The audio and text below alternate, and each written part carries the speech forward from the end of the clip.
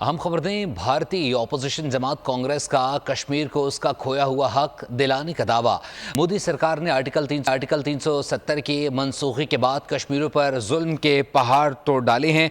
आज मोदी के नाम निहाद सेकुलर भारत में दोबारा से कश्मीर की आज़ादी की आवाज़ गूंज उठी है। हाल ही में कांग्रेस ने जम्मू कश्मीर असम्बली इंतखाबात मंशूर जारी किया। कांग्रेस के तर्जुमान ने कहा कि कश्मीर ख्वाबों का कब्रिस्तान बन चुका है। आर्टिकल 370 की मनसूखी के बाद से मकबूजा कश्मीर पर मोदी ने जाबिराना सियासत की है। इसी पर बात करेंगे। बोलने उसके नुमाइंदा खुसूसी सलमान अवान से। सलमान, अपडेट कीजिएगा।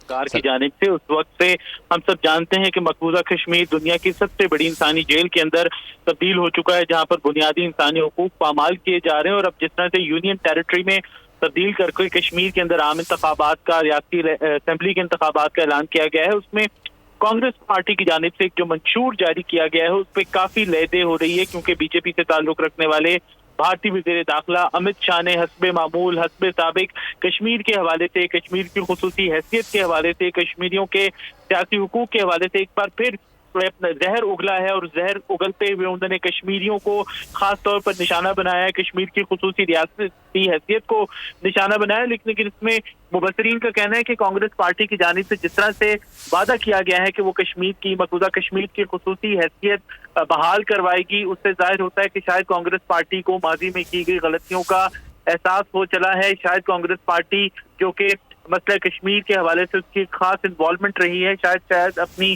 गलतियों का, अपनी खामियों का, अपनी सियासी पॉलिसियों का कुछ मदावा करने जा रही है। क्योंकि कांग्रेस पार्टी की जानिब से जो मंशूर जारी किया गया है उसमें कहा गया है कि कश्मीर की खुसूसी रियासती हैसियत बहाल करवाई जाएगी। खास तौर पर हवाला दिया गया है आर्टिकल 370 का। और कांग्रेस पार्टी की जानिब से इस वक्त मोदी सरकार को, बीजेपी को और उसकी खास तौर पर जो हिंदुत्व ज्यादा पॉलिसीज हैं उनको टारगेट किया जा रहा है। और उनका ये कहना है कि कश्मीर की जो आज़ादी है, यानी जो उसकी भारतीय आइन के अंदर खुसूसी हैसियत की, खुसूसी खुद मुख्तारी की बात थी, उसको बहाल करना जरूरी है, उसको कश्मीरियों के लिए हासिल करना जरूरी है। और कांग्रेस के इसी इंतखाबी मंशूर के ऊपर बीजेपी जो है हमेशा की तरह जहर उगल रही है। और उनका ये कहना है कि आर्टिकल 370 जो है तारीख का हिस्सा बन चुका है, उसे किसी तौर बहाल नहीं किया जा सकता। और उनका ये कहना है कि कश्मीर के मामले को जड़ से ही खत्म कर दिया जाएगा, ताकि कश्मीर के मामले पर कोई बोल ना सके, कोई सर ना उठा सके। यही वो हिंदुत्व ज़्यादा फाशिस्ट बस्ताई पॉलिसीज हैं जिसकी बदौलत भारत जो है आज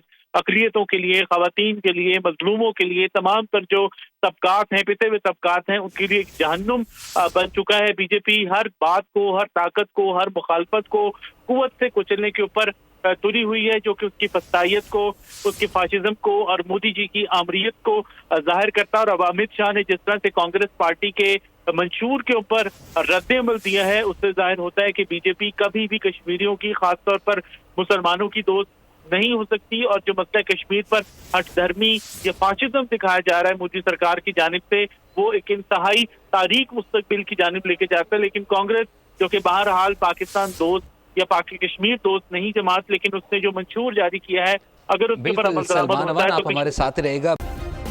सब्सक्राइब करें और बेल दबाएं ताकि कोई खबर रह न जाए।